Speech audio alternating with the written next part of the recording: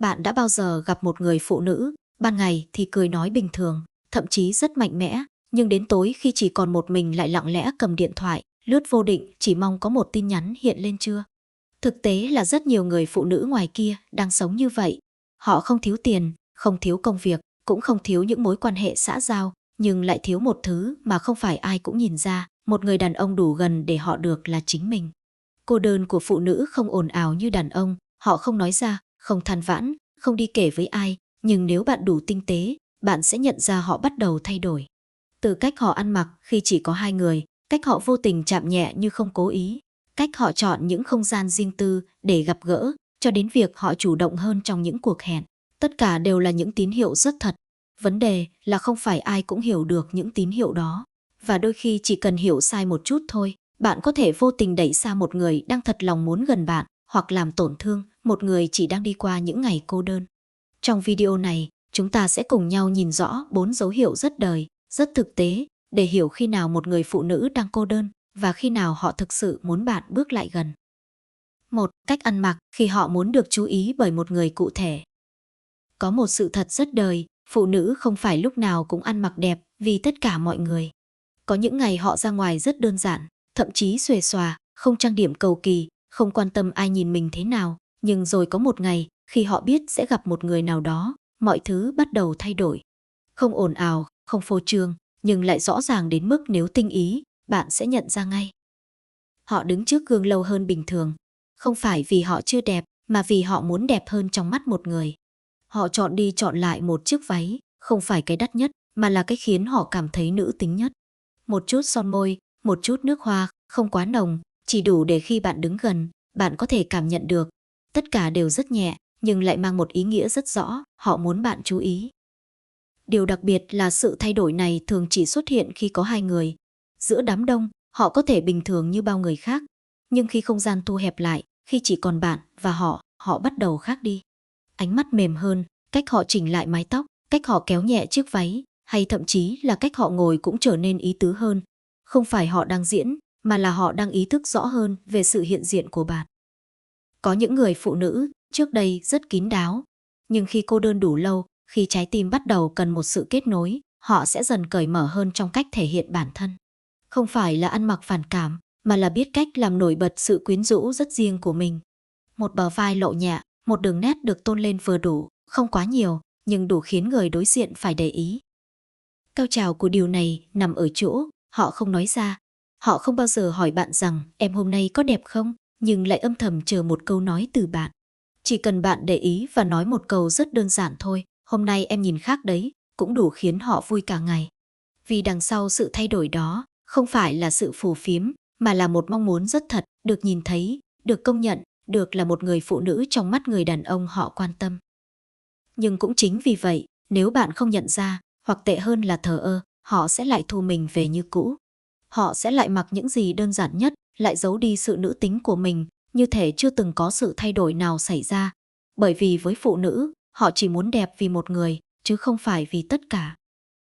Và nếu một ngày bạn nhận ra một người phụ nữ bỗng nhiên trở nên chỉn chu hơn, dịu dàng hơn, cuốn hút hơn mỗi khi ở cạnh bạn, thì hãy hiểu rằng đó không phải là ngẫu nhiên. Đó là khi họ đang mở ra một cánh cửa rất nhỏ, và bạn chính là người họ đang chờ bước vào. Hai, những va chạm vô tình, nhưng không hề ngẫu nhiên. Có một điều rất thật, phụ nữ hiếm khi nói thẳng rằng họ muốn được gần gũi. Họ không dễ dàng thổ lộ cảm xúc bằng lời, càng không chủ động theo cách rõ ràng như đàn ông. Nhưng cơ thể họ lại là nơi bộc lộ mọi thứ một cách chân thật nhất. Và những va chạm tưởng chừng vô tình, thực ra lại mang rất nhiều ý nghĩa. Ban đầu, đó chỉ là những cái chạm rất nhẹ. Khi hai người ngồi gần nhau, tay họ có thể vô tình chạm vào tay bạn, nhưng thay vì rụt lại ngay lập tức, họ giữ lại một nhịp, rất ngắn thôi, nhưng đủ để bạn cảm nhận được. Khi cùng bước qua một đoạn đường hẹp, họ có thể khẽ chạm vào vai bạn, như một phản xạ tự nhiên, nhưng lại không hề né tránh. Những điều đó, nếu chỉ xảy ra một lần thì có thể là ngẫu nhiên, nhưng nếu lặp lại, thì đó không còn là vô tình nữa. Càng về sau, những va chạm ấy trở nên rõ ràng hơn, nhưng vẫn giữ được sự tinh tế. Họ có thể đặt tay lên tay bạn khi cười, như một cách chia sẻ cảm xúc. Có thể dựa nhẹ vào bạn trong một khoảnh khắc mệt mỏi, như thể đó là nơi duy nhất khiến họ thấy dễ chịu. Hoặc đơn giản chỉ là đứng gần hơn mức bình thường, gần đến mức bạn có thể cảm nhận được hơi thở của họ. Điều quan trọng là họ không làm điều đó với tất cả mọi người. Một người phụ nữ có thể rất cởi mở, rất vui vẻ, nhưng không có nghĩa là họ dễ dàng cho phép người khác bước vào vùng gần của mình. Khi họ bắt đầu có những va chạm như vậy, đó là dấu hiệu họ đã cảm thấy an toàn với bạn. Và hơn hết, họ muốn bạn ở gần hơn nữa. Cao trào của những va chạm này không nằm ở sự táo bạo, mà nằm ở cảm xúc phía sau. Đó là khi một cái chạm không còn chỉ là tiếp xúc vật lý, mà trở thành một cách giao tiếp. Họ không nói em cô đơn, nhưng khi tay họ tìm đến tay bạn, khi họ không rút lại ngay, đó chính là lời nói. Họ không nói em muốn gần anh, nhưng cách họ đứng sát hơn, cách họ nghiêng người về phía bạn, đã nói thay tất cả. Nhưng cũng chính vì sự tinh tế đó, rất nhiều người đàn ông lại bỏ lỡ. Họ nghĩ rằng đó chỉ là sự thân thiện, chỉ là thói quen, chỉ là vô tình thật. Và rồi họ không phản ứng gì cả, không nắm lại bàn tay đó, không đáp lại bằng một sự quan tâm tương tự, không cho người phụ nữ ấy một tín hiệu rằng họ cũng muốn tiến gần hơn. Và khi điều đó xảy ra đủ nhiều, người phụ nữ sẽ dừng lại, những cái chạm sẽ ít dần. Khoảng cách sẽ được kéo ra, không phải vì họ hết cảm xúc, mà vì họ cảm thấy mình đang bước một mình. Vì vậy, nếu bạn nhận ra những va chạm vô tình ấy xuất hiện nhiều hơn khi ở cạnh bạn, thì đừng vội xem nhẹ. Đó có thể là cách duy nhất mà một người phụ nữ đang cô đơn dùng để nói rằng họ muốn được gần bạn hơn, nhưng vẫn giữ lại cho mình một chút tự trọng, một chút e dè và một chút hy vọng rằng bạn sẽ hiểu. Bạn thích những không gian riêng, nơi cảm xúc được mở ra. Có một điều rất dễ nhận ra, khi một người phụ nữ bắt đầu muốn gần gũi hơn, họ sẽ không còn thích những nơi quá ồn ào. Không phải vì họ ghét náo nhiệt, mà vì những nơi đông người không cho họ cảm giác được kết nối thật sự.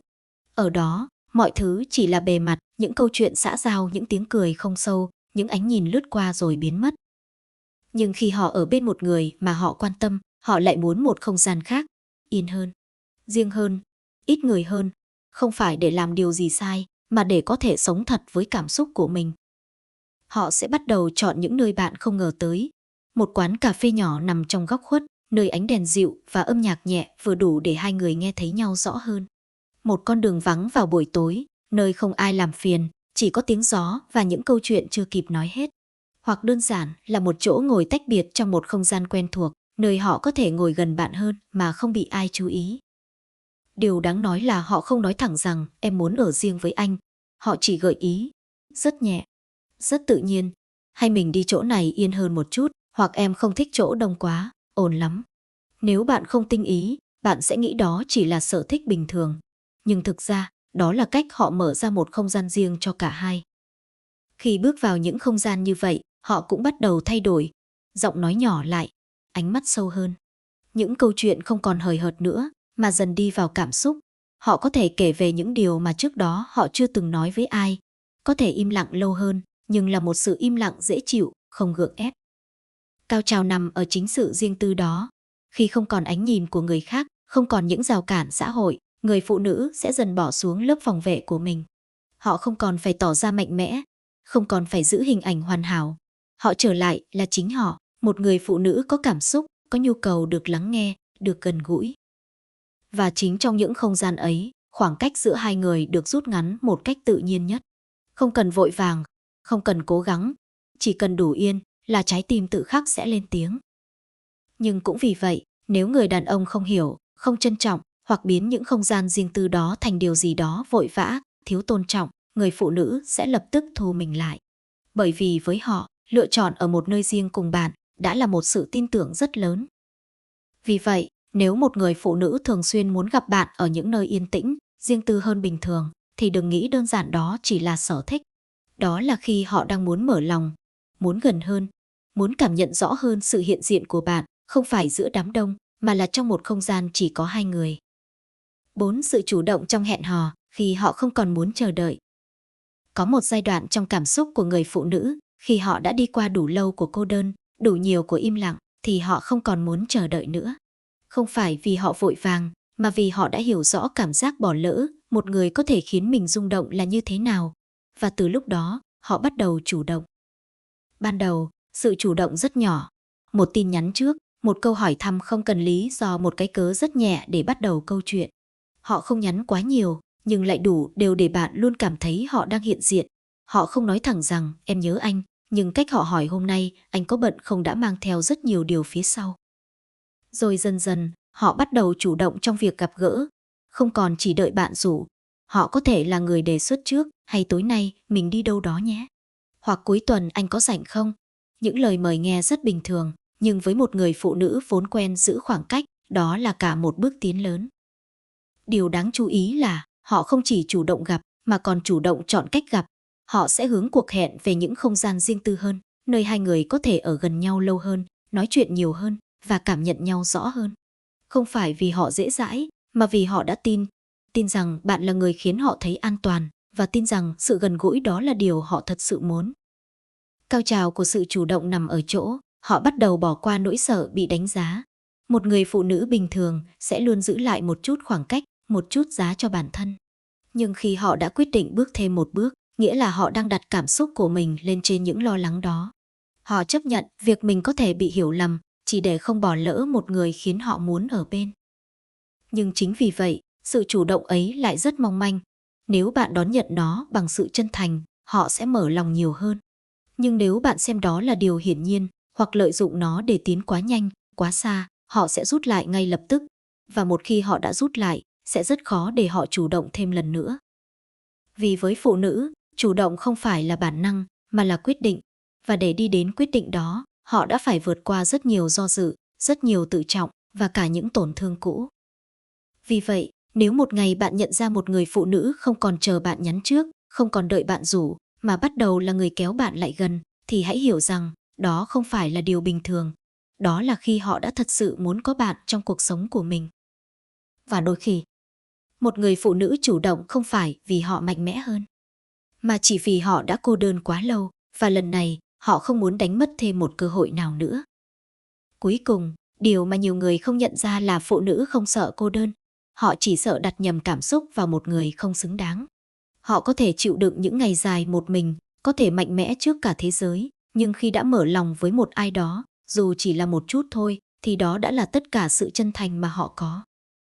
Những cách ăn mặc tinh tế hơn, những cái chạm tưởng như vô tình, những lần chọn không gian riêng, hay sự chủ động trong những cuộc hẹn, tất cả không phải là sự dễ dãi, mà là những tín hiệu rất thật từ một trái tim đang muốn được gần gũi, được thấu hiểu, được yêu thương. Nhưng hãy nhớ, không phải tín hiệu nào cũng nên được tận dụng. Có những người phụ nữ, họ chỉ cần một người đủ tinh tế để hiểu, đủ tử tế để trân trọng, chứ không phải một người vội vàng bước tới rồi rời đi. Nếu bạn là đàn ông và đang đọc đến đây, hãy học cách lắng nghe những điều không được nói ra. Đôi khi, chỉ cần bạn tinh tế hơn một chút, chậm lại một chút, bạn có thể giữ được một người phụ nữ đã từng rất cô đơn, nhưng sẵn sàng mở lòng vì bạn. Còn nếu bạn là phụ nữ, và bạn thấy mình trong những điều này, thì hãy nhớ một điều, bạn không sai khi cần một người bên cạnh. Nhưng bạn phải chọn đúng người để trao đi sự gần gũi đó. Đừng vì một chút trống trải mà đánh đổi cả sự bình yên của mình. Vì cuối cùng, đúng người sẽ khiến bạn thấy ấm áp. Sai người sẽ khiến bạn cô đơn hơn cả khi chưa từng gặp. Nếu bạn thấy câu chuyện này chạm đến mình, hãy để lại một bình luận, một chia sẻ nhỏ, hoặc đơn giản là một lượt thích. Biết đâu, chính câu chuyện của bạn lại giúp một ai đó ngoài kia hiểu hơn về cảm xúc mà họ đang trải qua. Và đừng quên theo dõi kênh, vì đôi khi, chỉ một câu chuyện đúng lúc cũng có thể thay đổi cả cách bạn nhìn về tình cảm và con người.